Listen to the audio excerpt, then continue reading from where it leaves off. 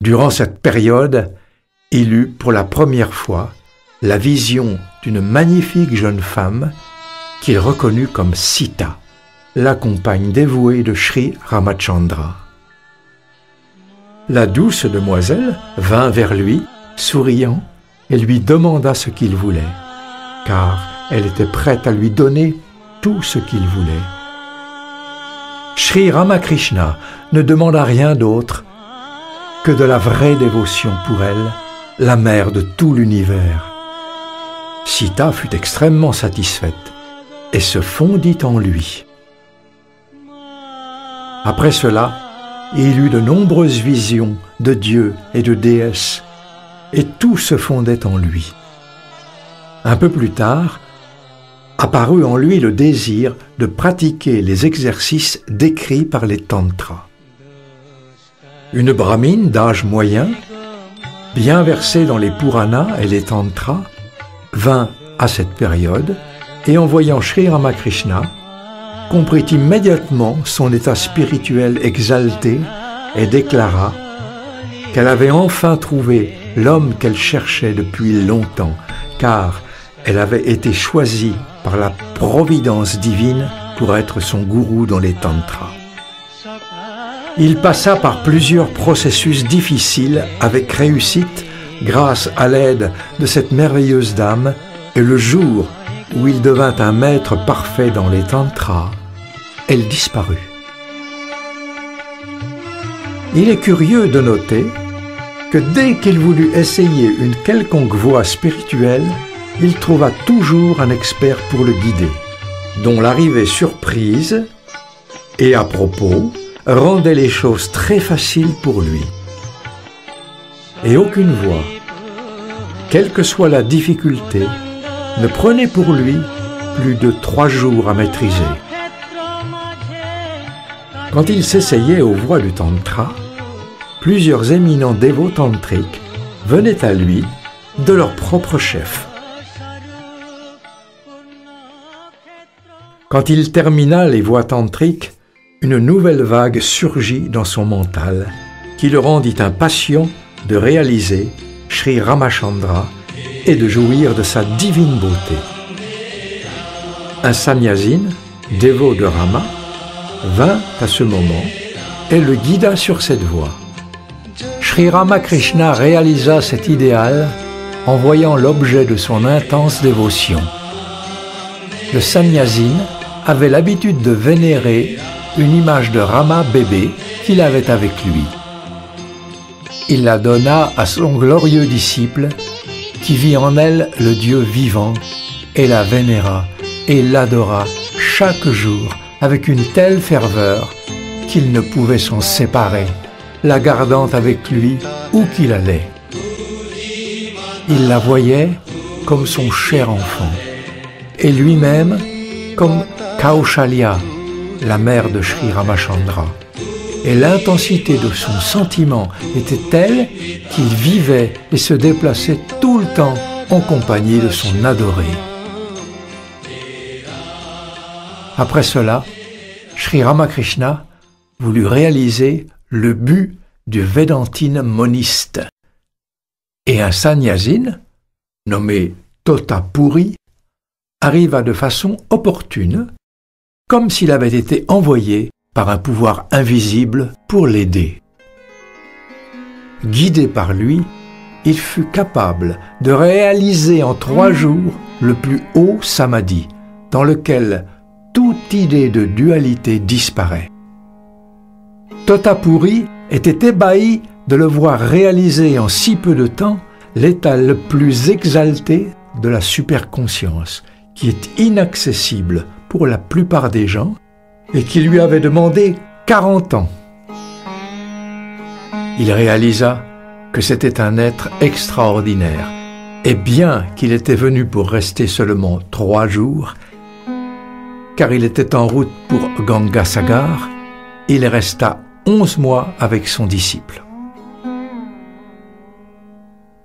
Pendant cette période, Sri Ramakrishna était presque toujours sur le plan transcendantal de la superconscience, complètement séparé du corps, qui semblait mort à tel point que même les oiseaux venaient se poser sur sa tête. Ainsi, ces fréquentes transes durèrent de plus en plus longtemps, si bien que finalement, il ne pouvait plus redescendre sur le plan des 5 sens. Ridé, son neveu, était incapable de le faire manger quoi que ce soit. Et naturellement, tout le monde s'inquiétait pour sa vie. Il fut ramené à lui, après quelques mois, par une attaque aiguë de dyspepsie. Après la fin de la maladie, une nouvelle vague vint troubler son mental. Il devint sans repos pour Sri Krishna. Quelquefois, comme Yashoda, la mère de Sri Krishna, il attendait anxieusement son adoré avec du beurre en main. Quelquefois, il le voyait comme son ami et compagnon adoré, comme le voyaient les bergers de Gokula. Et il ne désirait que s'accompagner. Quelquefois, il se voyait lui-même comme une bergère, et il attendait avec angoisse l'union tant désirée avec le magnifique berger de Vrindavan, le lieu de tout le charme, toute la beauté, toute la perfection, jusqu'à ce que l'intensité de sa ferveur et de sa dévotion amène à lui le Seigneur infini de l'univers dans sa charmante personne du doux Sri Krishna. Pendant cette période de sa vie, de nombreux saints Vaishnavas vinrent à lui pour l'aider, mais c'est eux qui reçurent de l'aide.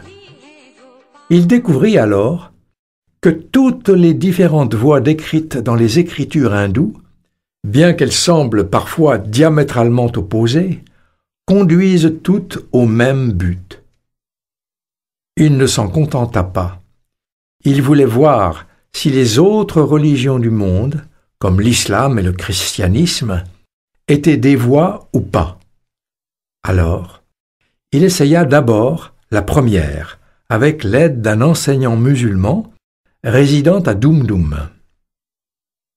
Il n'allait plus au temple de Kali et se conduisait complètement comme un musulman. Il reçut finalement une réalisation et découvrit que c'était une voie aussi bonne que celle qu'il avait suivie auparavant. Peu après, Ramakrishna entra en contact avec Shambhu Charan Malik. Il fut le premier à lui lire la Bible et à lui parler de Jésus de Nazareth. Sri Isha, comme les hindous l'appellent. Les pensées de Ramakrishna commencèrent à se focaliser sur la personnalité de Jésus. Il allait souvent dans un jardin voisin. Dans le salon de la maison de ce jardin, il vit un tableau de la Vierge Marie avec l'enfant Jésus assis sur ses genoux, et il s'y attacha. Un jour, alors qu'il le regardait, il sentit que les images de la mère et de l'enfant commençaient à briller, et des rayons de lumière jaillirent et pénétrèrent dans son cœur. Au même moment, il était conscient qu'un changement radical se faisait dans son mental. Il sentit, comme il avait senti lors de son initiation à l'islam par l'enseignant musulman, que sa façon hindoue de penser avait été mise de côté et que sa révérence pour les dieux et les déesses hindous avait diminué. Il était empli d'amour pour Jésus et la chrétienté. Il se plaignait à Kali. « Ô Mère, quels étranges changements vous me faites accomplir !» Mais ces appels ne changèrent pas sa condition. Et alors, il commença à avoir des visions de prêtres chrétiens brûlant de l'encens et balançant des lumières devant les images de Jésus dans les églises. Et il sentit la ferveur de leurs prières. Ramakrishna revint à Dakshinaswar sous le coup de ses expériences et pendant 3 jours, il n'alla même pas au temple saluer la Mère divine. Finalement, au soir du 3e jour, alors qu'il marchait dans le jardin du temple, il vit un grand homme majestueux à la peau claire venir vers lui et le regarda avec attention. Ramakrishna sut tout de suite que c'était un étranger. Il avait de grands yeux, incroyablement brillants, et un visage magnifique. Tout d'abord, Ramakrishna se demanda qui pouvait être cet étranger. Alors, une voix intérieure lui dit « Voici Jésus-Christ, le grand yogi, le bien-aimé Fils de Dieu, un avec son Père, qui versa le sang de son cœur et souffrit la torture pour le salut de l'humanité. » Jésus embrassa alors Ramakrishna et entra en lui. Ramakrishna resta convaincu à partir de ce jour que Jésus était vraiment une incarnation divine. Toutes ses luttes étaient maintenant terminées. Il avait réalisé son but. À cette époque, sa femme était restée à Dakshinesvar et ayant atteint l'âge nubile, il était du devoir de Sri Ramakrishna de l'accepter comme sa femme en accord avec la loi. Mais au lieu de cela, il vint à elle un jour et l'adora avec des fleurs et de l'encens comme la mère de l'univers, offrant à ses pieds, à la fin de la cérémonie, tous les résultats de ses pratiques spirituelles. Sri Sarada Devi le regarda comme son enfant et ensuite ne le considéra plus que comme divin.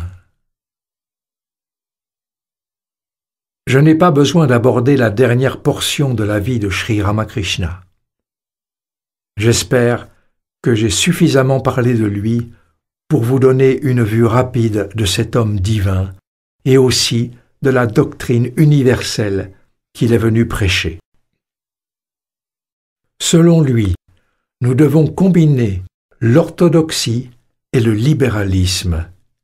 L'esprit de cet âge est tel qu'il refuse de penser que la vérité peut être le monopole d'un seul individu ou d'une nation.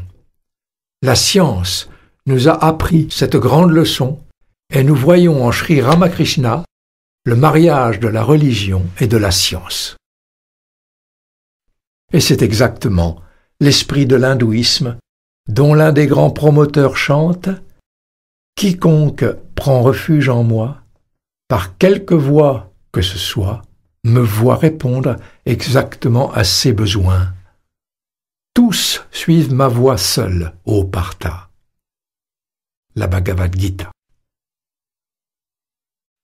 Sri Ramakrishna représente la vérité, et comme la vérité n'est pas limitée par le temps et l'espace, ce grand saint des temps modernes n'est pas limité temporellement ou spatialement.